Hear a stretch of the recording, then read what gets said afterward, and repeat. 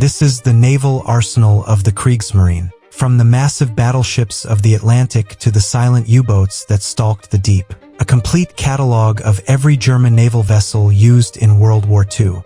Let's begin with the capital ships, the titans of the surface fleet, Bismarck class. The monster, the largest battleships built by Germany, armed with 8 15-inch guns. The lead ship, Bismarck, became a legend by sinking the HMS Hood, while her sister, Tirpitz, threatened Arctic convoys simply by existing. Scharnhorst class, the ugly sisters, faster than battleships but heavily armored. They specialized in raiding commerce and were the only ships to sink a fleet carrier, the HMS Glorious, using only naval gunfire. Deutschland class, the pocket battleships, designed to cheat naval treaties. Small enough to be cruisers but armed with battleship-grade guns. They roamed the South Atlantic hunting merchant ships before the war even fully began. SMS Schleswig-Holstein, the veteran, an obsolete battleship from World War I. It holds a dark distinction. It fired the very first shots of World War II, shelling the Polish garrison at Westerplatte on September 1,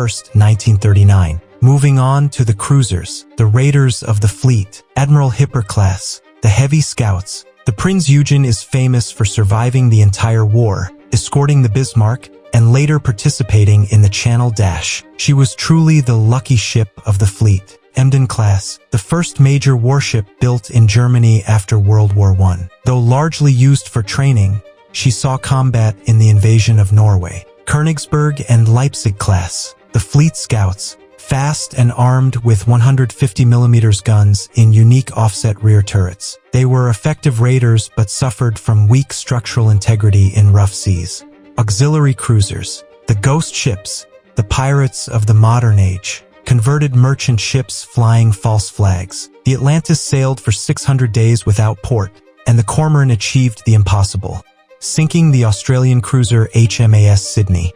Next, the Mosquito fleet, destroyers and patrol boats. Type 1936A, the Narvik class, Germany's heavy destroyers. Unlike Allied ships, these carried massive 150mm guns, giving them the firepower of a light cruiser, though they were unstable in the heavy Atlantic waves. Torpedo boot 1937, the coastal defense. Smaller than destroyers, these sleek vessels were designed for hit-and-run torpedo attacks in the North Sea. The Spoot, the Schnellboot or E-boat, the fastest vessels in the war, capable of 40 knots. These wooden-hulled attack boats terrorized British convoys in the English Channel under the cover of darkness. R-boot, the Rhomboot, the unsung workhorses, small minesweepers and patrol boats. They cleared the paths for the U-boats to leave harbor and fought skirmishes in shallow coastal waters. Moving to the Wolfpack, the submarines. Type 2 U-boat, the Einbaum or dugout canoe.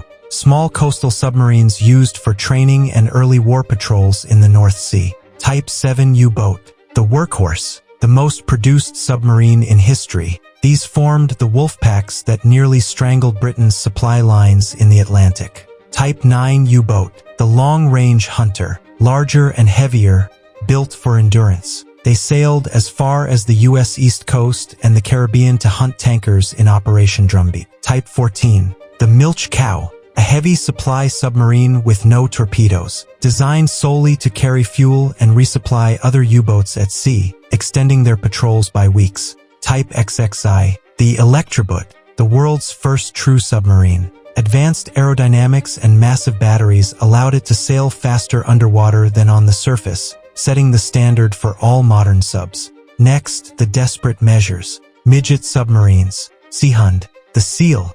As the war turned, Germany built tiny two-man vessels. They proved surprisingly effective in the shallow waters of the Scheldt estuary. Beaver, the Beaver, a one-man submarine armed with 2 torpedoes. It was notoriously dangerous to its own pilots due to carbon monoxide fumes in the cockpit.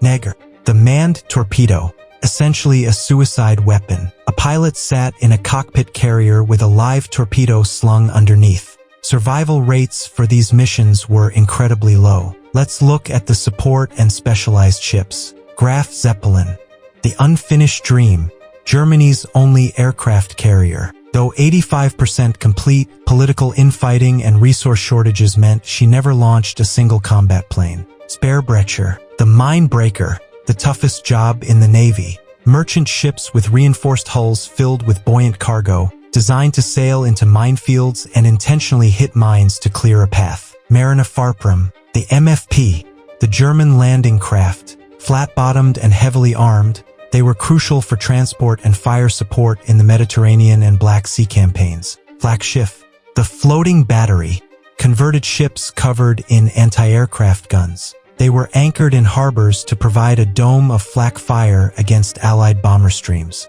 Finally, the prototypes, the paper monsters, H-class battleship, the Plan Z Titans. These designs called for ships larger than the Japanese Yamato with massive 20-inch guns, a vision of naval dominance that remained only a blueprint.